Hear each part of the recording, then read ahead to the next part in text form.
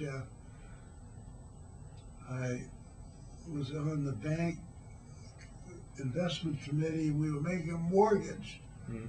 and the mortgage was to a chap that had the same name as that doctor that had injected us.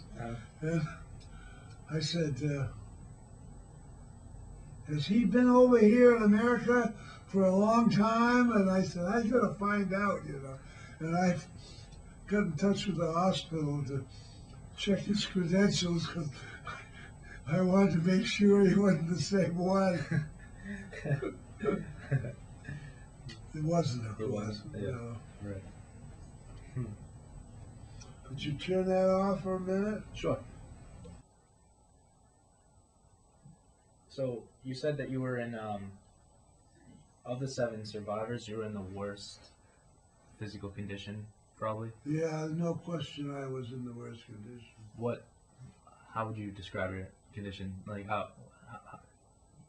had you lost? Well, I'd gone from 210 to 80 pounds. 80 pounds? Yeah. Wow. So I wasn't much more. Well, in the last month, I probably gained 10 or 20, you know, from increased food and better care. Mm-hmm. But I was still pretty bad. Mm-hmm. And in fact, by the time they took me to New Guinea. First we went to Cape Gloucester, then to Lae, then to Finschhaven, then to Biak, and eventually to the Philippines, Mm-hmm. where there was an army hospital. And by the time I left the army hospital, which was around about 3 or 4 weeks after liberation, Mm-hmm. I gained about 40 pounds. Mm-hmm. And they put me on a ship, and I weighed 120. By the time we got to San Francisco, I weighed 180. I just couldn't stop eating, although it was probably bad for me to eat that way. Right. And but I don't think the people on that ship, the doctors, knew anything about prisoners' Sort of, yeah. malnutrition, Mm-hmm. because they let me eat as much as I want, Mm-hmm. and my heart wasn't behaving too well. Mm-hmm. But as I say, went under the Golden Gate weighing 180. And so that was probably, so when did you end up in San Francisco? About, October 23rd. so that was a month or 2 months after? A month and 3 weeks. 3 weeks? Uh, Wow. So 100 pounds in 3 weeks? well, that was a month and 3 weeks. A month, 3 weeks, yeah. But then, on the boat, it was about 3 weeks, yeah. Mm-hmm. Right. On that ship, Wow. 2 weeks, I guess. Yeah. It was a slow ship to China. Uh-huh. Mm-hmm. Mm-hmm. So once you were liberated, what were your feelings towards the Japanese? I was so full of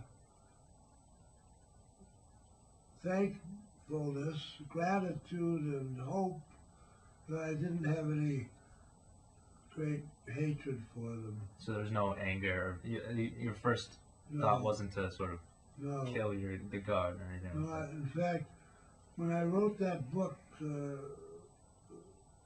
really wrote it in 1987, Mm. that's when I started to hate them.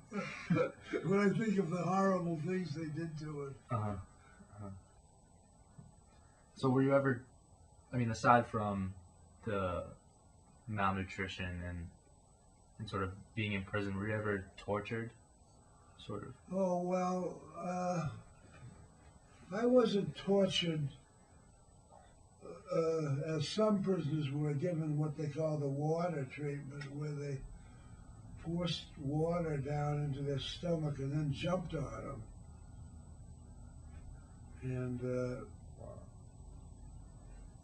that was one of their tortures. but they didn't torture me ever.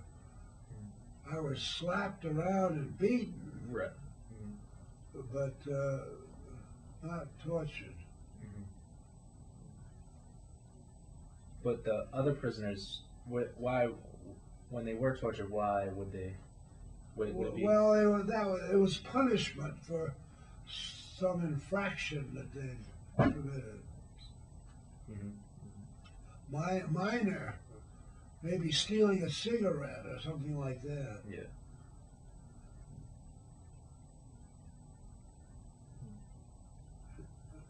And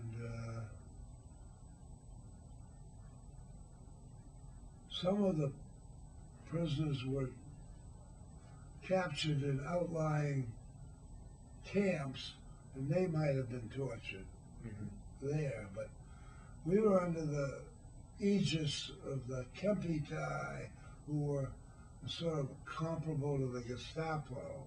Okay.